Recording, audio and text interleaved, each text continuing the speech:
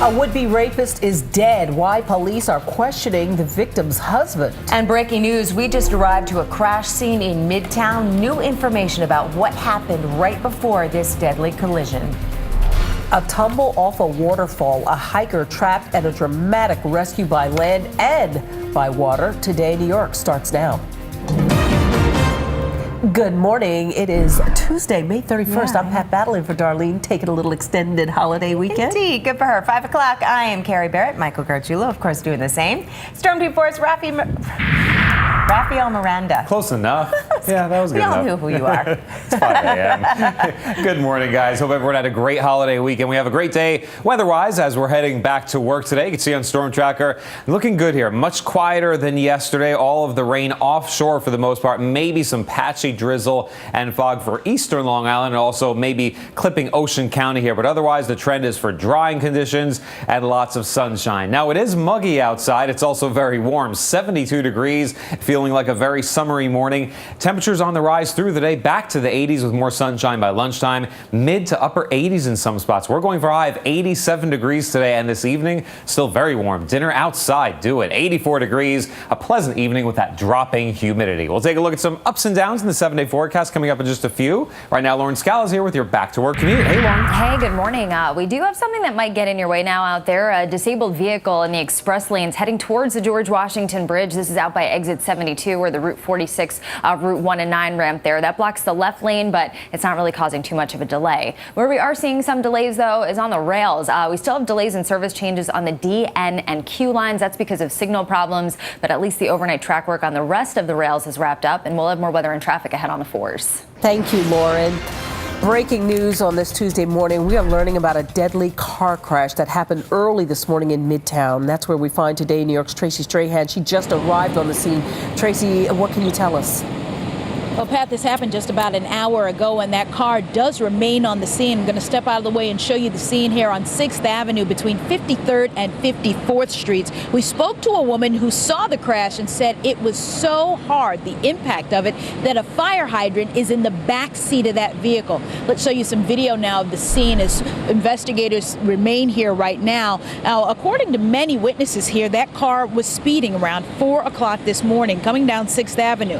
There were two people inside of the car, two men. We've just learned that the driver was pronounced dead at Roosevelt Hospital. The passenger is at Bellevue Hospital in stable condition. Now, again, it's unclear what led to this, but we did speak to one woman who, believe it or not, was on the other side of that hydrant. She was taking a break and was nearly hit by the vehicle. The hydrant actually stopped it. We'll hear from her coming up in our next half hour about her account of what happened here. But again, 6th Avenue between 53rd and 54th Street shut down as a result of this fatal car crash. Pat, back to you. Wow, Tracy, thank you so much for that update. 5:03 right now. New this morning, family members say a man was trying to protect his wife when he beat up a would-be rapist. That suspect is dead. Today, New York's Catherine Craig is in Morrisania, the Bronx, with some new information this morning. Kat? Carrie, indeed, new information from police who just told us that the husband will be charged with a crime. Details of what he'll be charged with will come out momentarily along with his name. Family members are telling us that the husband and the suspect had a confrontation right here in this lobby of this apartment building, but they're also telling us that the husband was only defending his wife who was attacked. It happened here in this building on Washington Avenue in the Bronx. After 10 o'clock last night, we're told a man managed to get into an apartment and tried to rape a woman there and her female relative. The women started screaming. The neighbors started screaming. Sons of the victim, the wife, summoned their dad, who was outside at his car about to go to work. That husband ran inside and confronted the suspect in the lobby. Police say the husband beat the suspect, who later died at a hospital. And we talked with one of the sons. He wanted his identity hidden, and he told us he was in shock. And he forced his way into my mother, to our apartment, and then he started like beating my mother and my aunt, and they was like fighting back, and he tried to rip their clothes off, and he tried to sexually harass them, and then they kept fighting, and then they finally called my dad. And police are telling us the suspect who later died was 43 years old. Again, Carrie, the husband will be charged. The wife at this moment is in a hospital being examined. And again, relatives here defending their dad, who said he was only defending his wife who was attacked. Back to you, Carrie. All right, Kat, thank you. Time for a check of weather and traffic. Let's get right to Rafael Miranda, who's in for Chris this morning. Rafi, yesterday turned out to be not such a bad day, but you did say north and west we weren't going to get as much rain, but it moved out nicely. Yeah, it did move out nicely. We had some sunshine at times. It was a nice day for the most part, not quite so by the shore. We didn't have a good beach day, but we do have a good beach day today if you can somehow swing that. You can see in your weather headlines, it's a great combination. Comfortable, warm, and sunny through the afternoon. Right now it's on the muggy side. Still nice tomorrow, and we have cooler and damp weather moving in by the end of the week. Let's take a look at your school day forecast. Temperatures in the low 70s throughout the morning at the bus stops. No jackets needed today. Take it like a summer day. By recess, 82 degrees, 86 at 3:30, and even after school temperatures hovering in the mid 80s. Increasing sunshine throughout the day. We have some cloudiness out there this morning. That'll take a hike as we head throughout the next few hours. All right, let's see if you're trying to hike your way to work. Lauren Scala may be able to help you with that. Well, we had a few of those bus detours clear, so that's good news. What's left out there is the B52, S46, and S48 for the city, and then NJ Transit bus routes 167 and 186. If you're getting on the rails, I just did rather talk about these subway delays. Some of them have cleared, so all that's left is the delays on the downtown end line. I'll continue to keep you posted on that. That's because of signal problems out at 8th Avenue. Major commuter lines are fine, and alternate side of the street parking rules are in effect. We'll have your next weather and traffic update on the 4s. Lauren, thank you. 5:06 new this morning. Police are looking for whomever shot and killed a gas station owner in Newark. Officers called to the Power gas station on West Market Street. This was yesterday afternoon. The owner, Davinder Singh of East Lynn, New Jersey, had been shot. He was rushed to the hospital, where he died. Police have not released any information about a motive or about a suspect. And new this morning, an attempt by North Korea to launch a mid-range missile appears to have failed. That's what South Korean military officials are saying this morning. If it's true, this would be the 4th failure by the North to conduct a successful test launch of a new missile. Those missiles could reach faraway U.S. military bases in Asia and in the Pacific. It is 5:07. The Sheridan Expressway reopening this morning at the spot where a tractor trailer was hanging off the road, and that was just a couple of hours ago. Pablo Lopez says he was driving west on the Cross Bronx Expressway when a car hit the front wheel of his truck, and that sent him crashing into another car and then right through the guardrail that overlooks the Sheridan. Lopez says he held onto the steering wheel before deciding to jump, all while being soaked in fuel. My seatbelt, I take it out quickly, easy to go out. Because this is the rain and the diesel on my person. Man, it's quick thinking on his part. He needs 7 stitches on his head. There were 2 other people involved that were treated for minor injuries. Happening today, Council Speaker Melissa Mark Viverito and other high-ranking city officials will kick off Gun Violence Awareness Month with a news conference. In 2013, New York became the first state to set aside an entire month devoted to the issue of gun violence, and officials hope to use the month of June to highlight the issue in the summer months and to discuss how to make communities safer. Well, the rapper charged in a deadly shooting at a T.I. concert in Union Square has pleaded not guilty. Troy Ave, seen here in the surveillance video, appeared in court yesterday on attempted murder charges. Prosecutors say that he recklessly fired a gun 5 times into a crowd at Irving Plaza during a T.I. concert last week. His bodyguard, Ronald McFadder, was killed. Those charges could be upgraded to include murder. Police say the 8-year-old Brooklyn boy who brought a loaded gun to school last week got that gun from his 13-year-old brother. Officers arrested that teenager over the weekend. Police say he gave his younger brother the loaded revolver, which the boy then took to PS 91 in Flatbush last Friday. Teachers discovered the gun in the boy's backpack while they were having an end-of-year party. The 13-year-old brother is now facing weapons charges. Emergency workers pulling off a dramatic rescue in New Jersey. Crews rescued a 17-year-old who fell onto a ledge 70 feet in the air inside Palisades Interstate Park. We're told that hiker took a nasty fall down Peanut Leap Falls and got hurt when he landed on a rock formation. Rescuers had to rappel down the side of the waterfall to get to him and then lowered him into a police boat that was waiting in the Hudson River. Heard over the radio and them talking about someone falling off a waterfall. Thank God for the EMS. That's what they're here for.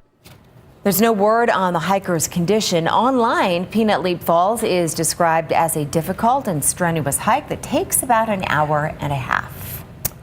5:09 on a Tuesday morning, and still ahead, Donald Trump expected to answer to veterans today, why some are calling him a liar. Yeah, plus weather and traffic on the 4s coming up, 72 degrees. You're watching Today in New York. Stay ahead of the storm with the NBC4 New York app. Tap the NBC4 logo in the corner and select the Weather tab. See the latest forecast, interactive radar, and even set the weather page as your home screen. Download the NBC4 New York app on the App Store now. 5:13. Here are 4 things to know this morning. The Sheridan Expressway is open once again beneath a spot where a tractor trailer had been hanging dangerously off an overpass. The truck's driver lost control yesterday, causing a wild chain reaction crash. And New York City parks are expanding free public Wi-Fi through a partnership with AT&T. The city also expected to announce an increase in the number of free solar mobile charging stations in parks in Queens and Brooklyn. And a mattress pad posing a fire hazard. It is under a recall today. The Wamsuta Dream Zone cotton mattress pad. It's 800 threads count. It was sold exclusively at Bed Bath & Beyond. The manufacturer, Hollanders, has stopped using it. And the NBA Finals matchup's gonna look familiar. Last night, the Golden State Warriors and Steph Curry beat the Oklahoma City Thunder 96-88. To return to the finals, it'll be a rematch with LeBron's Cleveland Cavaliers. Game 1 is this Thursday. And the time now, 5:14. Time now for a check of your back-to-work forecast. Looking pretty good out there. You do not need the umbrellas today, unlike yesterday. We had all that rain in the morning. A nice dry start to your Tuesday. You can see on Storm Tracker, not much going on here. Any rain that we have, very light, exiting off to the east. Now, we are tracking some fog, though. We'll take a look at visibility in just a minute. Here's the big picture. The remnants of what was Bonnie across the southeast, that continues there. It's going to sit there for a while, but all of that tropical moisture now exiting, clipping Cape Cod. For us, it's high pressure building in over the next day or so. It's going to stay with us for a couple of days, giving us a break from all of the rainy activity we've seen. You can see we've been tracking that visibility now down to half a mile in Bridgewater. My main areas of concern this morning are the eastern end of Long Island and also the Jersey Shore. We've had reports of fog already, so if you're headed to work from there, please be careful and take it easy. 72 right now outside. It's muggy, it's mild, it feels like summer, and temperatures are in the 70s throughout the morning. Feels like a summer day, more like mid-July. Back to the 80s by 3 p.m.,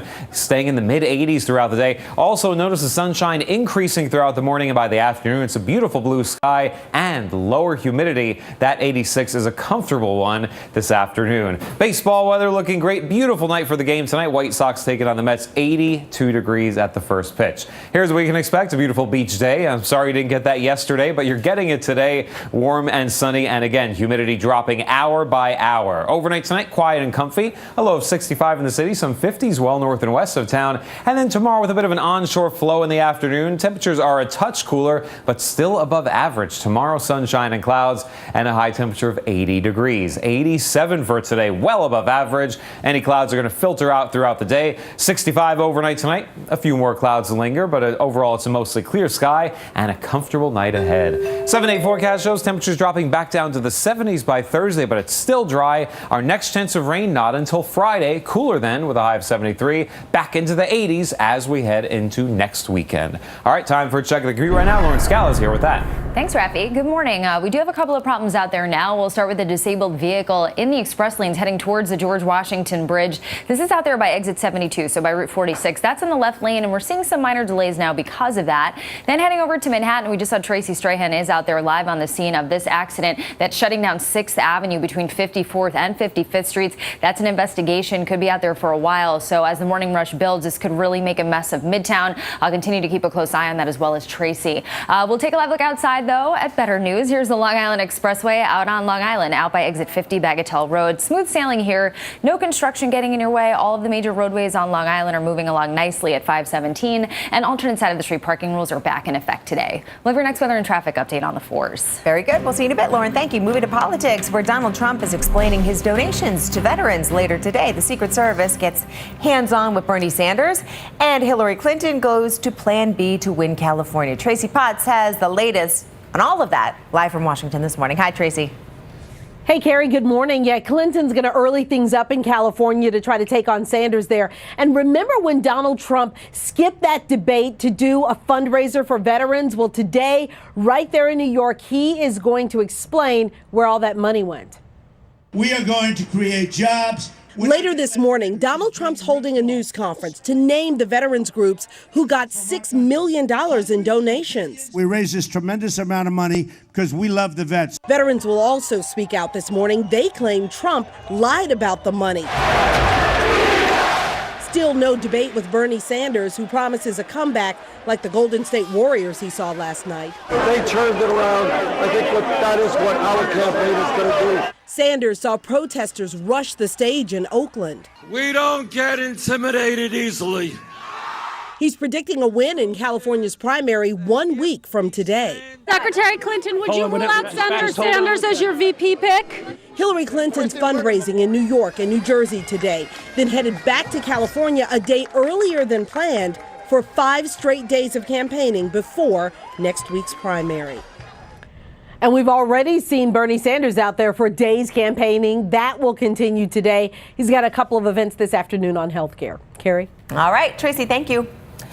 And also happening today, officials in Cleveland will outline their security plan for the upcoming Republican National Convention at the Quicken Loans Arena.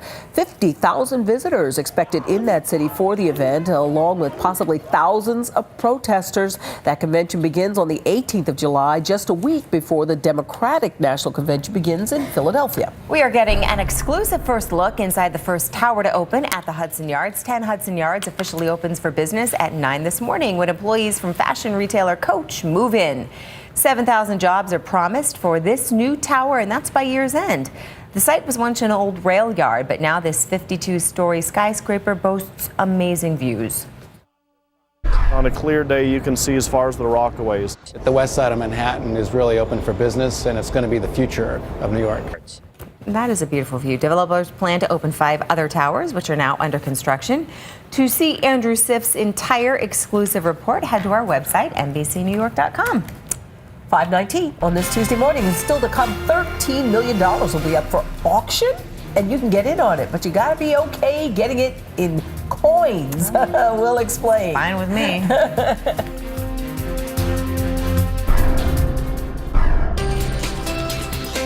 Welcome back. The Statue of Liberty on a Tuesday morning, a little shrouded in fog. Well, the post office marked Memorial Day by issuing these new stamps. The stamps feature the Service Cross Medal, one of the nation's highest military honors. They'll show 4 different decorations, those awarded to members of the Army, the Navy, the Air Force, and the Coast Guard. Service Cross medals are awarded for extraordinary heroism.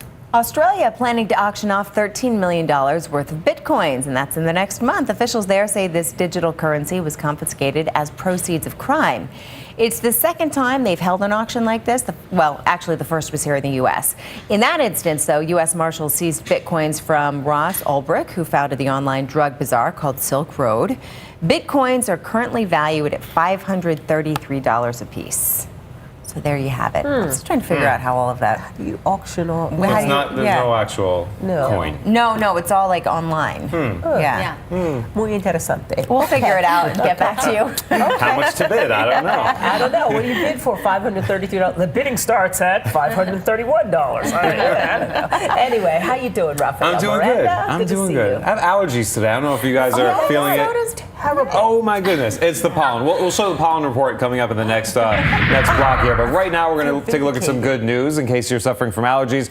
The beach giving you a little relief today. Your shorecast shows temperatures that are pleasantly mild, much better than yesterday. Near 80 in places like the Rockaways, Fire Island, down the Jersey Shore. Loads of sunshine through the afternoon. Waves are light. Water temperatures still chilly, 59 to 65 degrees. The UV index is 9 for everyone. It's very high, so lots of sunscreen needed for your outdoor activities. And there is a low risk for rip currents for today. There is also some dense fog just offshore. So didn't get the beach day yesterday. We're getting it today. Away from the water, though, 87 for your high in Midtown. But that's dry, comfy 87. Okay. When you step outside right now, it's very muggy. It's soupy. You can see it's hazy. That changes as we head into the afternoon. It gets better. Awesome. Hey, Lauren. Good morning. Not too many problems for the commute, so that's nice because yesterday was a disaster, believe it or not, even though there really wasn't a commute. But we do have one subway delay out there. Delays on downtown N trains. That's because of signal problems at 8th Avenue. But a better look here is your commuter checklist. Metro North, LIRR, NJ Transit Path, and all of the other subway lines are operating on or close to schedule today. Okay. All right. Thank you, Lauren. It's 5:25. Still to come. A road rage incident caught on tape why this heated exchange between a driver and a motorcyclist, and it's crazy video, stick around for it, ends in charges. Plus, a fatal crash closes down part of 6th Avenue. I'm Tracy Strahan live in Midtown, where you'll hear from a witness who narrowly escaped. And if you're about to head out the door, please take us along and just keep watching Today in New York. Download the News 4 New York app right now on your mobile device. We're coming right back.